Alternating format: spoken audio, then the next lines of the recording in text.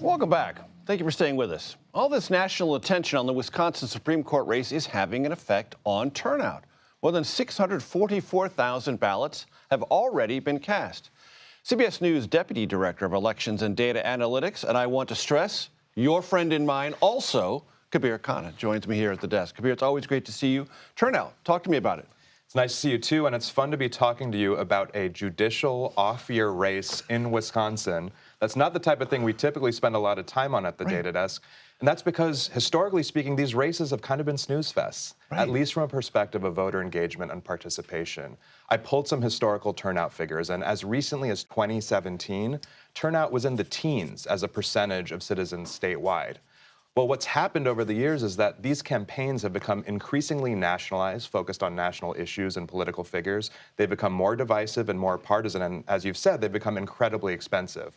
We've seen an uptick in the turnout rate over the years, culminating in 2 years ago, where turnout was a record 40% statewide and resulted in 1.8 million votes. That was a year in which the Liberal candidate won in a landslide.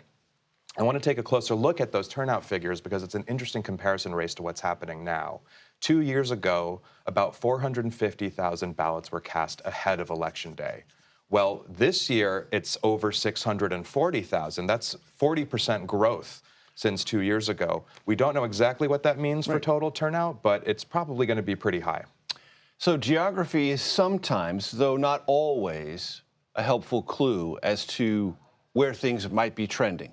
Anything geographically significant or near significant in these early turnout numbers? There is, and the thing is, in a year after a presidential election, there's always going to be a turnout and drop-off. Some people who voted in the presidential won't vote this year, even if turnout's high in relative terms. The question is, where is the drop-off larger, and in what types of communities is the turnout drop-off smaller? What we're seeing in the early votes so far is that in some deep blue counties, like Milwaukee County, and in Dane County, home to Madison, a deep blue city, the turnout is tracking pretty similarly to where it was 2 years ago in that Liberal landslide win. It's about a third of all ballots cast so far. Meanwhile, in the Milwaukee suburbs, which lean Republican, they're a hair above where they were 2 years ago.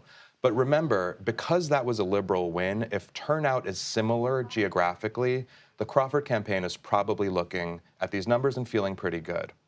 Susan Crawford is the Democratic-backed candidate. That's right, race. the liberal justice. And very quickly, what should we look at as we're sifting things tomorrow night? Yeah, so this leads directly to what I'm going to be looking at, which is, can the Election Day turnout surge in the deep red rural counties in Wisconsin, home to lots of white working-class voters, overcome the deficit conservatives are likely in with the early vote right now? You'll be watching it, we'll be watching it, and we'll have more coverage on Wednesday. Yes, thank you, Major. Thank you so very much.